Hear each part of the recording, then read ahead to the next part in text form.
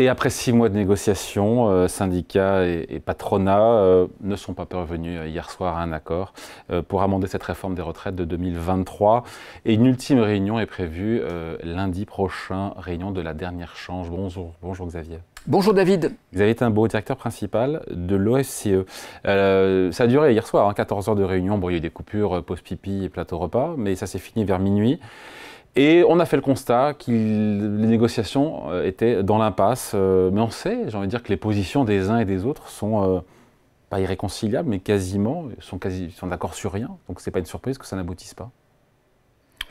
C'est pas une surprise que ça n'aboutisse pas, surtout qu'en fait, l'intérêt à aboutir est relativement faible, après tout. Pourquoi? Parce que qu'est-ce qui se passe si jamais... quel est l'inconvénient de ne pas aboutir? Eh ben, c'est la réforme qui s'applique de 2023 qui s'applique en l'état. C'est ce qu'a dit le gouvernement. C'est pas si simple. Le gouvernement a quand même intérêt à bouger sur ce sujet, qui a été au cœur de la dernière élection législative, qui sera au cœur de la présidentielle, et sur lequel il y a aussi un enjeu budgétaire non négligeable. Donc, de ce point de vue-là... Il y a le gouvernement, et puis après, tout ça doit passer sous les fourches codines du Parlement, de l'Assemblée nationale et du Sénat. Donc, tout à fait. Mais, en fait, le fait de ne pas aboutir à cette négociation, c'est une forme de négociation, en disant, maintenant, on attend le tour du gouvernement, qu'il prenne position sur cette... Qui récupère la patate chaude, surtout. Et qui récupère la patate chaude, et qui prenne ses responsabilités, et qu'il interprète... l'état du désaccord actuel entre les partenaires sociaux. Parce que bien qu'il n'y ait pas eu d'accord et que la négociation n'ait pas abouti, il y a des choses qui ont quand même bougé. Et donc on n'est pas exactement au même point qu'avant la négociation. On va en parler. Moi j'ai envie de savoir, parce que ça négocie, mais qui a fait planter, pardon de le dire comme ça, qui a fait planter la négo? Patronat ou syndicat ou tout le monde? Sans parti pris. Oula. Ça, je suis bien en peine de vous le dire, d'abord parce que je n'étais pas dans le secret des négociations, enfin en tout cas dans le déroulé des négociations. Très probablement, il faudrait interroger le médiateur qui avait été nommé pour animer cette négociation et qui pourra peut-être l'indiquer. Bon, de ce que j'ai cru comprendre des comptes rendus et des déclarations des uns et des autres, probablement les syndicats de salariés et de travailleurs avaient le sentiment d'avoir peut-être cédé beaucoup en acceptant de ne pas revenir sur les 64 ans. Oui, ça c'est vrai que cette hypothèse du retour à l'âge légal de départ à la retraite à 62 ans, ça pour le coup, ça a été enterré par les syndicats. Donc ils estiment avoir fait cet effort-là, alors que ça faisait partie de leur principale revendication, mais ils n'ont pas eu les contreparties. Qu'est-ce qu'ils voulaient d'ailleurs en contrepartie? Je pense que ce qu'ils voulaient en contrepartie, c'est des avancées significatives sur la pénibilité, sur le fait que l'âge légal de 64 ans ne va pas s'appliquer à tout le monde. Donc on peut parler des carrières longues, on peut parler de la pénibilité, on peut parler de certains métiers par rapport à d'autres. Bon, le dossier de la pénibilité est un dossier compliqué parce qu'en fait personne ne sait très bien comment le traiter et probablement la pénibilité ne permet pas d'atteindre... La pénibilité, c'est pour les personnes qui portent des charges lourdes, qui travaillent dans des postures qui sont compliquées, qui sont pénibles, avec des vibrations mécaniques. Enfin, c'est ça la pénibilité. Alors, ça, c'est la pénibilité version François Hollande. C'est-à-dire, c'est les éléments qui avaient été mis sur la table pour essayer de caractériser la pénibilité. Fondamentalement, et donc de partir plus tôt à la retraite. Mais fondamentalement, la pénibilité, c'est le constat que l'espérance de vie d'un ouvrier ou d'un employé peu qualifié est plus faible. Est bien plus faible que celle d'un cadre. De combien? Il y a un écart qui est entre 5 et 10 ans. Donc c'est énorme. Considérable. C'est considérable. À la retraite, l'espérance de vie d'un ouvrier est 5 à 10 ans plus faible que l'espérance de vie. Il faudrait avoir en bonne santé. À la retraite, je pense que c'est plutôt l'espérance de vie.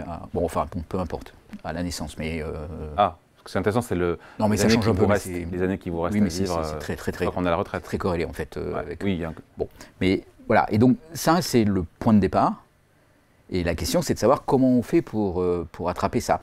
Alors, la pénibilité, c'est une tentative d'avoir caractérisé les choses en comptabilisant tout au long de votre carrière, vous l'avez évoqué, les postures pénibles, l'exposition au bruit, voilà. Bon, il se trouve que... Le patronat est ouvert ou pas à donner des droits à ces personnes-là? Le premier problème, c'est que c'est très compliqué de construire cette historique de la pénibilité, et que par ailleurs, il y a un côté un peu absurde, parce que c'est très compliqué, mais ça ne permet pas d'épuiser et d'identifier ceux dont l'espérance de vie est plus basse.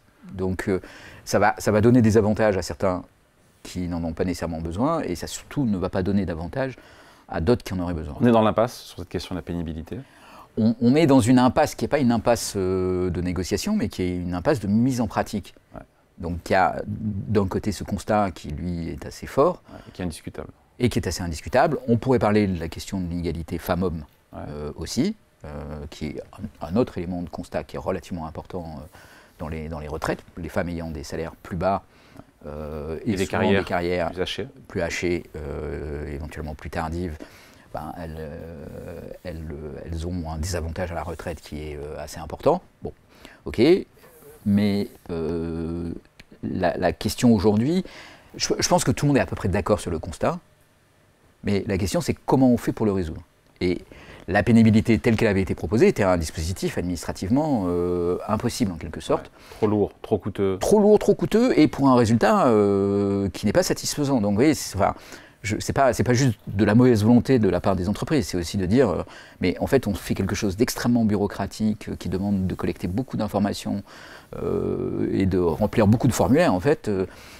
Donc de s'exposer aussi à des contrôles, parce que vous voyez, la tentation elle peut être de dire à un employé je t'augmente pas mais je vais te donner des années de pénibilité. Donc ça veut dire que derrière il faut un contrôle social. Donc vous voyez, il y a un contrôle, dit inspecteur, dit etc. Ouais. Mais enfin, tout ça c'est de la lourdeur bureaucratique. Et pour un résultat qui est très peu satisfaisant. Donc voilà, on ne sait pas très bien comment l'approcher ce système. Et donc ça, c'est un élément un peu compliqué. Les syndicats veulent obtenir, c'est intéressant, l'âge légal, l'âge de départ, enfin ce qu'on appelle l'âge de la décote. Aujourd'hui, si on n'a pas tout ce trimestre, il faut retravailler jusqu'à 67 ans pour partir avec sa retraite sans aucune décote. Les syndicats aimeraient abaisser cet âge de 67 ans à 66 ans et demi. Ça peut aboutir avec le patronat. Sachant que le patronat a dit ce matin, pardon, j'ai vu dans l'actu, pas sûr qu'ils aillent d'ailleurs à la réunion de lundi prochain. C'est même pas sûr qu'ils siègent, hein. Le MEDEF. Oui, c'est pas sûr qu'ils siègent, mais bon... Pour la fameuse ultime mais peut-être négociation. Peut-être que c'est aussi comme ça que le gouvernement pourra prendre ses responsabilités ensuite. C'est-à-dire que peut-être que sans le MEDEF, les syndicats vont faire une proposition et que le gouvernement tranchera. Le MEDEF dira on n'est pas d'accord, mais ils ne bloqueront pas la France pour autant. Donc la proposition pourrait être acceptée et peut-être votée à l'Assemblée sans censure. Qui sait? C'est peut-être ça la voie de sortie de tout ça. La voie de passage. Oui, enfin ça fait partie des éléments qui peuvent être négociés. Bon, le problème du gouvernement, c'est que le gouvernement, il cherche quand même à avoir des économies budgétaires. Or, passer l'âge de la décote de 67 à 66, oui. c'est pas que ça représente un coût phénoménal, mais en tout cas, ça ne permettra pas de faire d'économies. Il faut vraiment faire des économies parce on parle d'un déficit du système des retraites de 6,5 milliards à horizon 2030. C'est pas non plus délirant comme niveau de déficit. Hein. Non, c'est pas délirant, mais le problème c'est qu'on a un déficit global des finances publiques et que la question est de savoir est-ce qu'il ne faut pas que le système de retraite soit en excédent. C'est-à-dire pourquoi vous prenez comme référence l'équilibre pour le système de retraite et pourquoi ne pas dire si on doit répartir l'effort, pourquoi ne pas en mettre une partie sur les retraités? Il y a une autre question derrière qui est implicite, qui est que en fait, on a fait des réformes de retraite nombreuses qui vont conduire à ce que dans le futur, sauf scénario de croissance très très bas, le niveau de vie relatif des retraités va s'abaisser très nettement.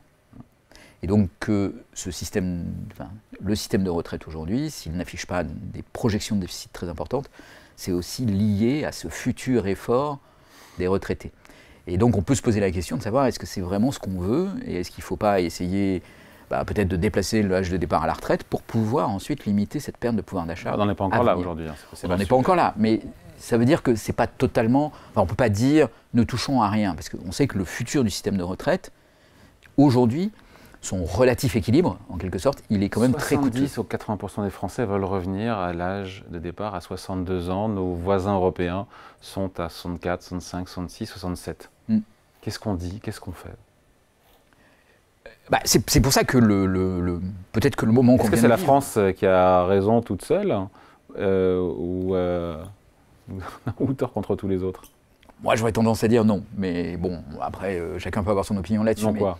Non, la France n'a pas raison toute seule. Et non, probablement, il faut augmenter l'âge de la retraite, l'âge de départ à la retraite. Et si les Français ne veulent pas, à une écrasante majorité, on fait comment? Et si les Français ne veulent pas à une écrasante majorité, bah, il faut avoir vraiment en tête les conséquences que ça peut avoir. Et donc? Et les conséquences que ça peut avoir, c'est une augmentation forte des prélèvements obligatoires. Donc, mais quand vous demandez aux Français, est-ce que vous voulez augmenter les prélèvements obligatoires? Pression fiscale. Oui. En français, c'est la pression fiscale, c'est les impôts, quoi. Des cotisations. Oui, la pression fiscale, pardon. Oui. Je suis un peu... Enfin, un peu technocrate. Ok, d'accord, très bien. Mais c'est quand même la même chose. Oui. Donc voilà, pour ceux qui, la prochaine fois qu'ils entendront prélèvement obligatoire, se demandent ce que ça veut dire. Prélèvement obligatoire égale pression fiscale, égale plus d'impôts, plus de taxes, plus de cotisations. Voilà. On parle à tout le monde. Donc quand on demande ça aux Français, ils ne sont pas d'accord non plus. Ouais. Donc oui, bon, le problème, c'est pas... Enfin, je veux dire, personne n'est d'accord... pour travailler plus, personne n'est d'accord pour payer plus d'impôts, tout le monde se dit si jamais on avait un cadeau qui tombe du ciel et qui nous permet de résoudre tous nos problèmes d'un coup, on est tous d'accord avec ça, mais voilà, ça suffit. Ça se finit comment? Ça se finit comment? Parce qu'encore une fois, on pourrait en parler pendant très longtemps, je sais que les syndicats veulent, ont émis, d'ailleurs c'est pas curieux, mais en tout cas c'est osé, c'est courageux, une désindexation des pensions des retraités par rapport à l'inflation, pas totale mais partielle. On parle aussi, ça c'est le patronat qui rejette l'idée d'une augmentation des cotisations, à la fois salariales et patronales, pour résorber ce fameux déficit, les fameux 5 milliards ou 6 milliards dans 5 ans. Ça se finit comment? L'histoire elle se finit comment? Parce qu'évidemment, les gens ne sont pas d'accord autour de la table, on ne sait même pas si le MEDEF va revenir lundi prochain. Ça se finit comment? Et pour François Bayrou et pour le système des retraites? Ça se finit comment? Ça se finit, le gouvernement peut dire, ok, les syndicats sont prêts à d'abord accepter 64 ans, et donc il faut faire la contrepartie que le MEDEF n'a pas voulu faire pour ça coûte. Acter ça et répondre à cette question. Les Français ne veulent pas et veulent revenir à 62 ans et utiliser ce moment pour vraiment verrouiller cette question. Ça coûte, mais en fait, peut-être aussi qu'on peut ne pas indexer les pensions de retraite cette année ou l'année prochaine, alors que l'inflation est quand même très sérieusement ralentie. Ouais. Donc, moins de 1%. Voilà, que l'effet sera quand même beaucoup plus faible, sachant que c'est une mesure temporaire. Donc ça qui financerait quelques aménagements. Et ça donne un petit peu de grain à moudre budgétaire au gouvernement, qui peut à la fois financer des aménagements et aussi présenter une petite économie sur le régime de retraite. Tout ça doit être voté à l'Assemblée.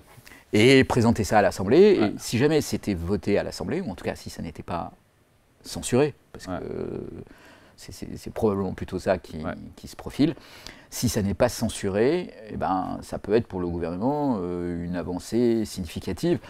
Même si on n'a pas traité le fond des problèmes, vous voyez, on a quand même entériné ces 64 ans, peut-être calmer ce traumatisme qui s'est créé au cours de ces quelques dernières années autour de la négociation des retraites, et qu'on peut ensuite commencer à réfléchir un peu sereinement. On signe tout de suite pour ce scénario-là. Ben voilà, très bien. Oui. On aura l'occasion d'en reparler. Il ne faut pas être... Jamais. Jamais, non mais... Merci beaucoup. C'est un peu onanique quand même. Oui, un peu, mais pas trop non plus. Mais pas trop non plus. Xavier Timbaud, donc le directeur principal de l'OFCE. Merci beaucoup. Merci David.